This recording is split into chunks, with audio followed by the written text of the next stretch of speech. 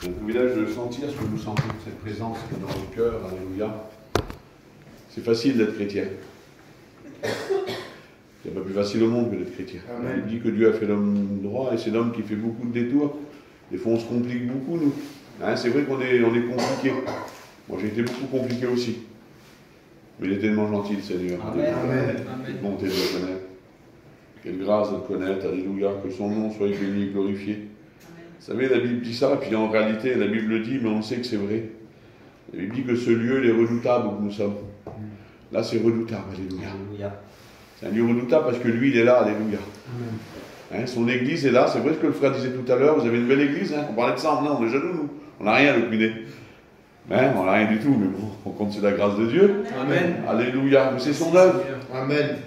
Mais la véritable valeur, c'est pas le bâtiment. Hein. Je parle au niveau spirituel, vous avez bien compris. C'est pas le bâtiment, c'est pas la dans une belle salle, merci Seigneur.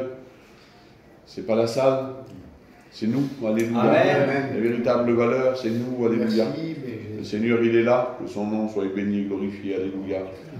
Merci, mon bien-aimé. J'aimerais prier le Seigneur. Alléluia. Demandez à un frère de prier le Seigneur. Demandez à un Gastounet de prier le Seigneur. Alléluia. À toi la gloire, mon maître. Merci de la grâce que nous avons. Merci, mon maître. Tu nous honores ta présence. Oui, Barodével, nous sommes heureux d'être là. Tu es là par Alléluia. Tu es là pour nous faire du bien. Alléluia. Tu es là pour nous communiquer le ciel. Tu veux nous offrir le ciel ce soir. La vie éternelle. J'ai besoin de toi. Toi, ton serviteur. J'ai besoin de Ton ta grâce. serviteur que tu as choisi. Que tu puisses le bénir. Que tu puisses remplir son cœur. S'il te plaît, ton s'il te amour plaît. débordé en lui. Oui, Seigneur. Bénis-le pleinement, bénis-le pleinement. Alléluia. Merci pour la bénédiction. Gloire à Dieu. À toi toute la gloire, Jésus. Amen. Amen. Alléluia. Alléluia. Que le nom du Sauveur soit béni et glorifié. Vous savez, je regardais un petit texte dans la parole du Seigneur.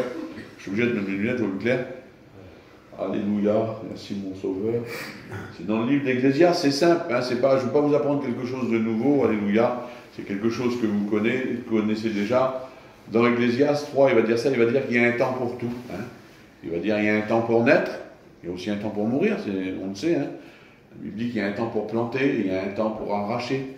Et puis, j'ai descendu un tout petit peu plus bas, moi, c'est un temps qui m'intéresse, que j'ai marqué là, et c'est marqué comme ça. Il y a un temps pour chercher. Amen. Et puis, j'aimerais écouter, Seigneur, que le nom du Sauveur soit béni et glorifié. Alléluia. J'ai marqué ça, moi, c'est pas le temps, écoutez, c'est pas le temps de venir à la réunion. Hein? C'est bien de venir dans une réunion, c'est bien d'honorer les frères, d'honorer les sœurs aussi qui font, hein, on met tout en œuvre, c'est pour l'œuvre du Seigneur, les copains ils font des réunions dans la salle, hein, il n'y a pas bien loin en plus. Mais Dieu met dans le cœur de ses serviteurs d'apporter la nouvelle, parce que peut-être voilà, hein, de toute façon, écoutez, la Bible dit qu'il faut racheter le temps. Hein? De toute façon, on ne perd pas notre temps, on rachète le temps, on est mieux écouter. La parole de Dieu nous dit qu'il vaut mieux passer une heure dans sa présence que 1000 ailleurs. Alors on est bien, nous, on préfère écouter. Moi, avant, quand j'étais dans le monde, j'allais faire une soirée avec des copains, hein, on allait se balader. Mais aujourd'hui, là, moi, quand je vais me faire une soirée avec des copains, alléluia, c'est là, c'est dans des réunions, alléluia. Hein, on essaye de racheter le temps, et puis, c'est pas. La Bible dit qu'il faut semer beaucoup. On sème la parole de Dieu parce qu'il y a des besoins. Je sais que je suis venu à la réunion, hein, vers vous, il y a quelques jours en arrière, j'ai vu qu'il y avait plein de monde, alléluia, je disais ça à ma compagne, je suis content devant Dieu que c'est vrai, je suis content parce que je vois que l'œuvre de Dieu grandit, on fait des petites réunions vers nous là-bas, hein, les frères sont venus, et hier on a fait une réunion, c'est plein, il y a plein de monde qui viennent à l'évangile, ils venons à la réunion, et puis c'est bien, c'est racheter le temps, la Bible dit qu'il faut le racheter le temps, et c'est ce qu'on veut faire. Et bien j'aimerais vous dire que dans cette soirée, écoutez, cette réunion-là, c'est pas pour dire, le frère, ça m'a fait plaisir, il l'a dit, Miti, quelle beauté, c'est nos anciens en plus, et lui il dit la même chose que nous, il dit on fait pas des concours, on fait pas des réunions pour savoir celui qui prêche le mieux, celui qui chante le mieux, ou celui qui témoigne le mieux, non, on fait des réunions parce que la Bible dit qu'il y a un temps pour tout, et dans cette soirée, pour toi, et regardez ce que dit la parole, j'aimerais te poser une question, moi, qu'est-ce que tu es venu chercher? Tu es venu faire quoi à la réunion? Déjà, si tu es venu vous faire plaisir à quelqu'un, c'est bien.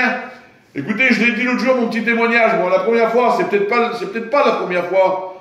Mais la première fois que j'étais réellement à la réunion pour faire plaisir à quelqu'un, c'était mon frère qui m'avait invité. Et j'étais venu pour lui faire plaisir, moi. J'étais venu pour faire plaisir à mon frère. Et j'ai écouté la réunion et puis j'ai vu que c'était quelque chose de bon. Alors le lendemain, je coupe au plus court, j'ai retourné à la réunion le lendemain. Et je me suis assis sur ma petite chaise comme vous là, et j'ai parlé à Jésus moi, parce que on m'a dit qu'il était vivant. Et puis vous savez, quelqu'un qui est vivant, on peut lui parler. Hein, on peut parler à quelqu'un qui est vivant. Et puis comme on parle à quelqu'un qui est vivant, il est capable aussi de nous répondre. Et puis j'ai dit ça au Seigneur moi. J'ai dit, Seigneur, hier je suis venu pour faire plaisir à quelqu'un, c'était bien. Mais je dis, ce soir je suis venu pour te chercher. Amen. Et puis écoutez, Seigneur, j'étais venu faire quoi moi? Alors écoutez, t'es venu faire quoi là? T'es venu chercher quoi? Qu'est-ce que t'es venu chercher ce soir? C'est une question que je te pose, t'es venu faire quoi là? C'est quoi que t'es venu faire? Et puis moi j'étais venu à la réunion, c'était pour le chercher, et puis la Bible dit ça, regardez. Regardez. Il est temps de chercher l'Éternel. C'est dans le livre d'Osée qu'il va dire ça, il va dire il est temps de chercher l'Éternel. Et moi j'étais venu le chercher, et la Bible dit que celui qui cherche, le trouve, alléluia. Je l'ai cherché, écoutez, je ne l'ai pas cherché avec mon intelligence, je ne l'ai pas cherché avec ma capacité en réalité, je ne l'ai pas cherché avec eux, je l'ai cherché avec mon cœur, parce que c'était mon cœur qui était vrai. J'ai dit, Seigneur, voilà, si tu es vivant, moi je veux te rencontrer. Eh bien écoutez, dans cette soirée, c'est aussi simple que ça, il y avait moins de monde que ça. Il y avait moins de monde, c'était dans une caravane, il y avait peut-être 15 personnes dans la caravane. Mais lui, il était là, alléluia.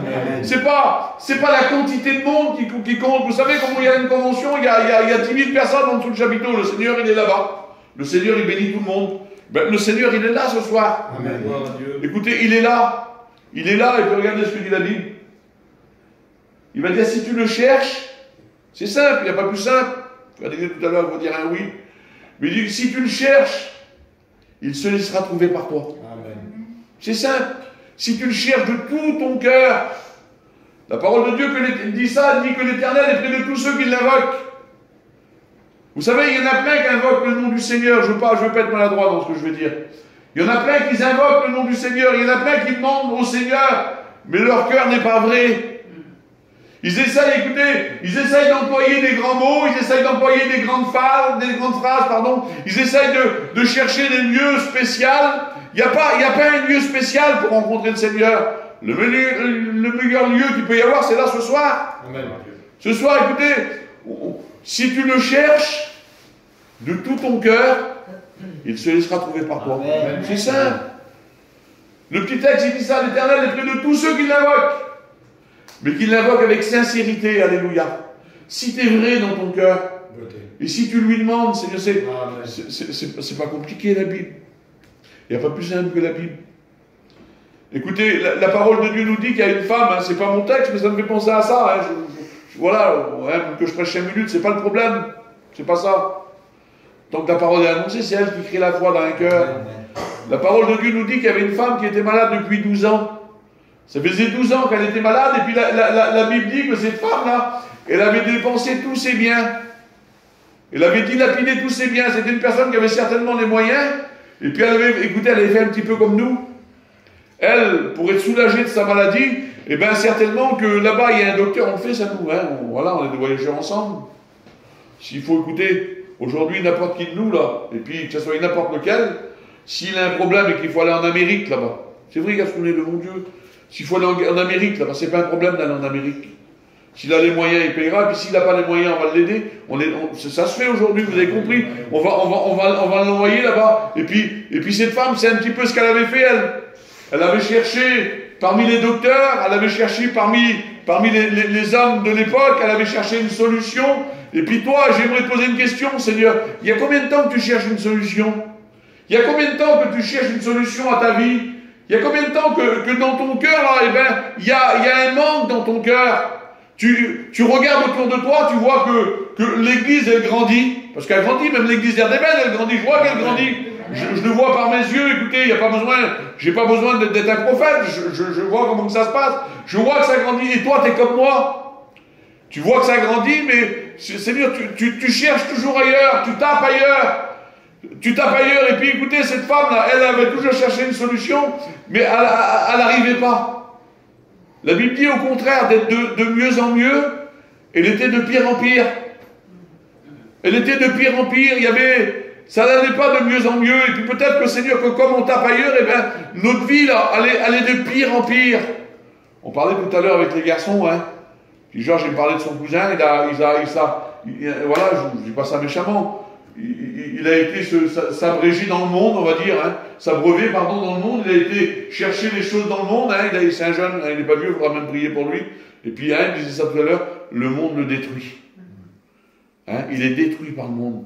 Il n'est pas malade, mais il est détruit par les choses. Hein, je ne vais pas rentrer dans les détails, vous savez ce que c'est que notre peuple fait aujourd'hui. Il est détruit par ça. Hein, d'après ce que le frère me disait, je ne vais pas rentrer là-dedans, mais Seigneur, on dirait une personne qui est beaucoup plus âgée que son âge. Le monde le détruit. Et puis, écoutez, cette femme-là, la Bible dit qu'elle avait dépensé tous ses biens. Et puis, au lieu d'aller de mieux en mieux, elle était de pire en pire, elle. Mais la parole de Dieu nous dit qu'elle avait écouté parler de Jésus. Amen. Elle avait entendu parler. Et puis, elle avait entendu parler qu'il y avait Jésus qui était capable d'être la solution à tous les problèmes. Il n'y a pas un problème que Dieu n'est pas capable de régler. Il n'y a pas une solution que Dieu n'est pas capable de régler. Écoutez, notre frère ancien, hier, il a prêché sur les disciples qui étaient dans la barque avec Jésus. Et puis, la parole de Dieu nous dit, hein, je répète ce que la Bible dit, puisque notre frère a dit hier, ils étaient dans la barque, là. Et puis ils étaient sur la mer, c'était des marins. Et la Bible dit que la tempête va s'agiter. Hein, la tempête s'agite, pourtant c'était des hommes de la mer, ils avaient l'habitude. Et là ils vont commencer à paniquer, ils n'ont plus de solution. Et puis la parole de Dieu nous dit qu'ils vont réveiller Jésus qui est là. Et puis la parole de Dieu nous dit, écoutez, la parole de Dieu c'est la vérité. Hein. Amen. Et puis écoutez, Jésus va se lever dans la barque là. Et la parole de Dieu nous dit qu'il va menacer la mer. Il va menacer le vent. Le vent va s'arrêter instantanément.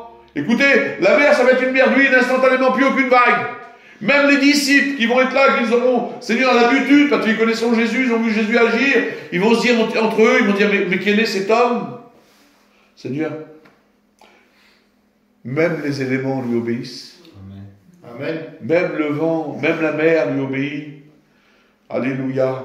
Écoutez, et cette femme-là, elle avait écouté parler de Jésus, elle avait écouté ses témoignages. Et puis là, elle n'avait plus aucune solution. Mais voilà, comme il n'y a plus de solution, ben le Seigneur, il est toujours là, lui. Et puis la Bible dit qu'il y avait, là, il y avait une, parce que comme le Seigneur, il est dans un lieu, écoutez, il vit dans notre cœur, le Seigneur, il vit dans mon cœur, alléluia, il vit dans le vôtre aussi, mes frères et sœurs. Mais comme le Seigneur, il parle quelque part, c'est-à-dire comme il est quelque part, comme la Bible, elle est ouverte quelque part, là, comme on décide, c'est une façon de parler, ce que je dis là, comme on décide de dire, tiens, on va faire une réunion à tel endroit, alors on va lire la Bible. Vous savez ce qui se passe, comme on dit qu'on va lire la Bible, les gens, ils l'écoutent, et puis il y a toujours une masse de personnes qui viennent écouter la parole. Parce qu'ils savent que comme la parole est annoncée, là, il se passe toujours quelque chose en réalité. Alors écoutez, Amen. Quand Jésus marchait, là, il y avait une foule de personnes qui étaient autour de lui, il était oppressé de tous les côtés. Et puis la parole de Dieu nous dit que cette femme qui était là, écoutez, je l'imagine, moi, ça ne devait pas être une personne qui devait être costaud en réalité, parce qu'elle était bien malade, et c'était difficile pour elle. Mais là-bas, écoutez, dans son cœur, elle va dire si seulement, c'est aussi simple que ça. C'est aussi simple, elle va dire si seulement je pourrais toucher le bord de son vêtement, j'en suis sûr que je serais guéri. Amen. Pourtant, écoutez, elle avait vu les plus grands docteurs de l'époque, elle avait fait je ne sais pas où elle avait été, mais elle avait tout fait ce qu'il y avait à faire. Mais là, écoutez, la solution dans son cœur, elle savait que la solution, elle est là. Elle savait que la solution, elle avait un nom, la solution, elle s'appelle Jésus. Amen. Et puis là, dans son cœur, elle va dire si je pourrais simplement.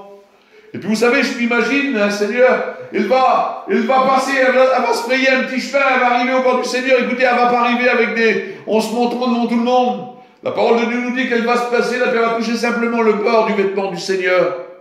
Simplement, elle va toucher la présence de Dieu. Et puis la parole de Dieu nous dit que le Seigneur va s'arrêter instantanément. Amen. Instantanément, le Seigneur, il s'arrête.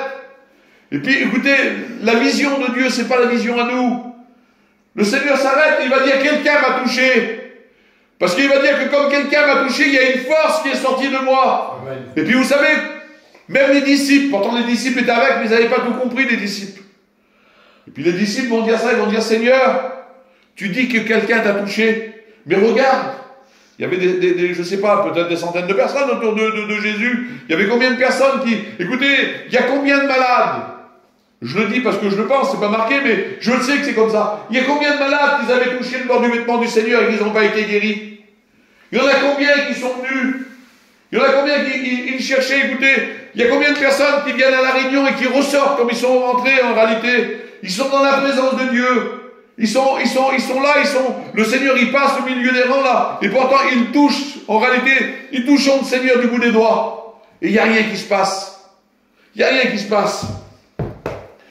Et puis cette femme-là, écoutez, elle va passer là, puis comme elle va toucher le Seigneur, une force est sortie, puis même le Seigneur va le dire. Il va dire quelqu'un va toucher.